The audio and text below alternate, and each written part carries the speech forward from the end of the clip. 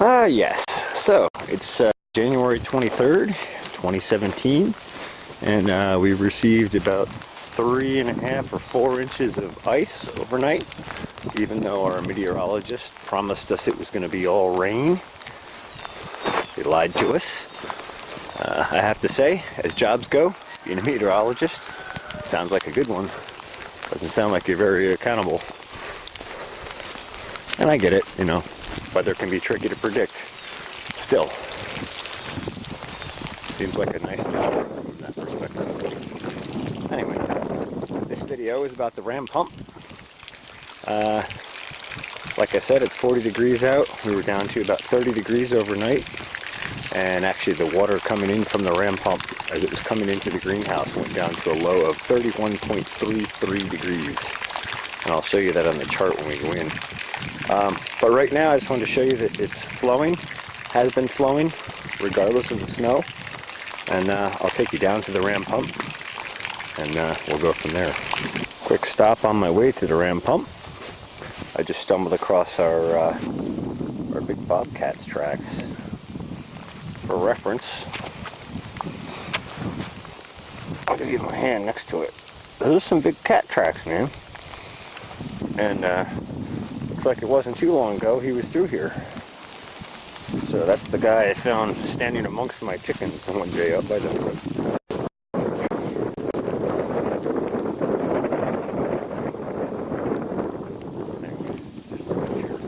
So here we are at the ram pump spring pond.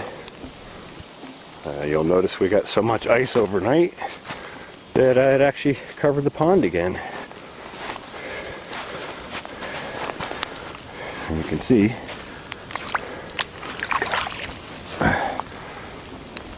it's just slush, not ice, not pond ice, just fallen ice. Anyway, so here we are at the ram pump, and you can see it's running. Been running since I switched valves out the other night. It was running before that as well. I also finally put my drain extensions in here just to prevent erosion on the dam bank here, because that was draining right there, and it was going to be cutting the bank away. And the number one thing you want to do in any farming system, any construction system, any agricultural system is prevent erosion. Erosion takes away all our soil, our micronutrients, our fine sediments. It's bad. Bad news. So, anyway, got the 1.5 inch impetus valve in now. So we're running at full capacity. And like I said, we were down below freezing last night. I think we went down to around 30 degrees. If I remember correctly, we'll look on the chart when we get in. But the way she's pumping. Unfortunately, I didn't bring my digital thermometer down with me, so I don't have an actual spring water temperature going in. But that's a statistic I intend to get. Eventually there'll be a wireless temperature logger here, logging the temperature both in the spring, out of this pipe, and we'll also be logging it as it comes into the greenhouse and out the overflow of the barrel, etc., etc. To have a much better profile of how much heat energy is lost between the pump and the delivery point. Anyway, that's mostly just for my personal curiosity more than anything, but also kind of as a scientific understanding, so that when I develop stuff like this in the future, I'll have a better idea of what you can do and what you can't do, what you can get away with and what you can't get away with.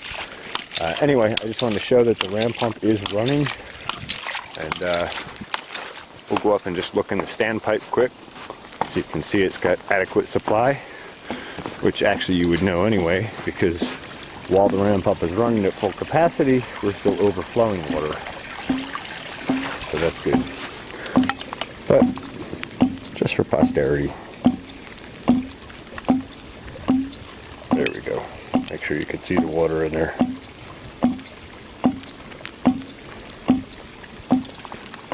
All right. So you can see snow on the ground, ice actually, and we're still moving water.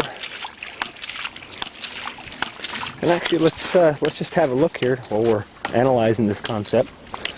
You'll notice that right around the line,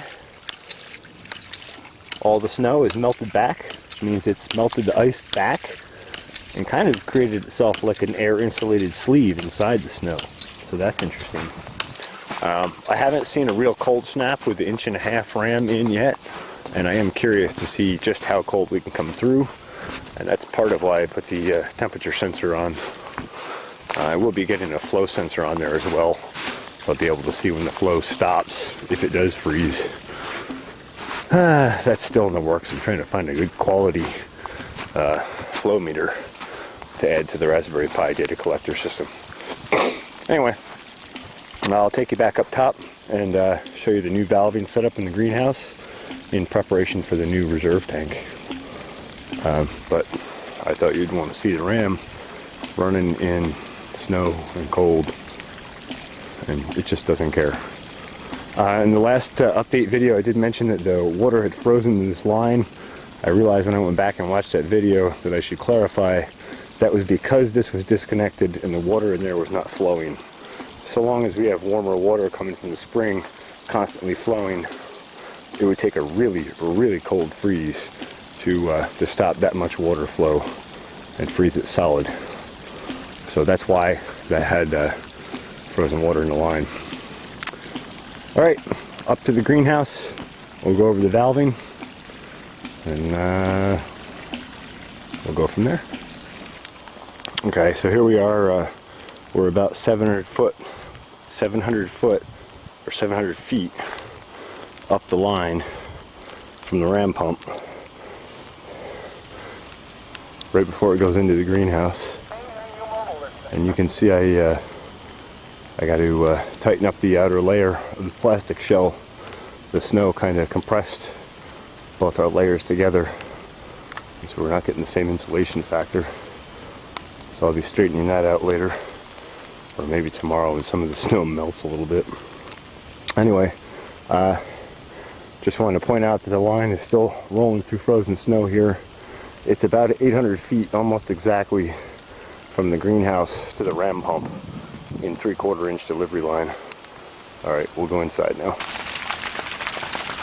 All right, well, here we are in the greenhouse now, after a quick lens defog by the stove. And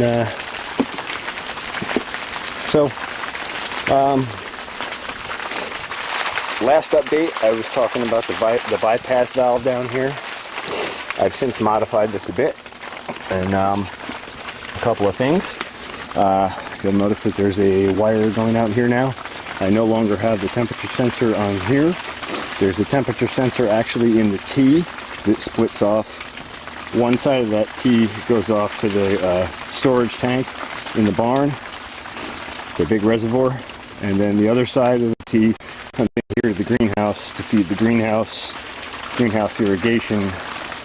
And now for winter time, like I said, I'm running this bypass valve. I was semi-limiting, semi-restrictive. Actually, overnight I left this wide open just to be sure we didn't have a freeze, because I have no way to thaw 800 foot of line if it does freeze up again. And the other side obviously comes from the ram pump on that T. So anyway, so this sensor here is detecting water temperature flowing through the T. So we have basically what temperature water we're getting delivered up top here. And I want to point out that last night we went down to 31.33 degrees according to our temperature sensor. So we actually had water that was below freezing that wasn't freezing. Now had I shut that valve off, it might have been a different story. There we go. So we'll zoom in right now. Our water temperature is at 35.49 degrees. And our difference between freezing and water temperature is 3.49 degrees. Outside temperature, we'll just look at it quick here, is at 33.35, so it's a little colder than I said before. And average in the greenhouse is currently 64 degrees. I restarted the stove on a day like today when it's rainy and cold and snowy. It's pretty hard to keep up. Anyway, we'll roll back here. I'll actually go find it and then I'll clip in to show you. Okay, so in that same column, remember this is our delta water temperature, this is our water temperature. Look at that. Last night, 31.33 degrees.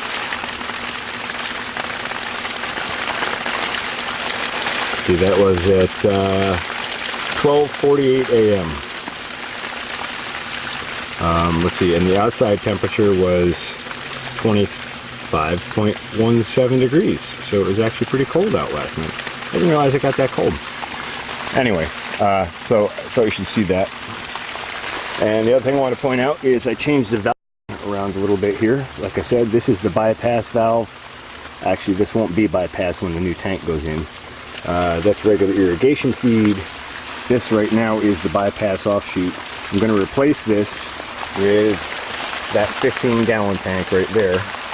And you'll see with the temperature sensors on the inlet and outlet of that. So we'll know how much water temperature changes in here. And that tank will go somewhere right here in this doorway, so it's high enough to give us a gravity feed to the greenhouse.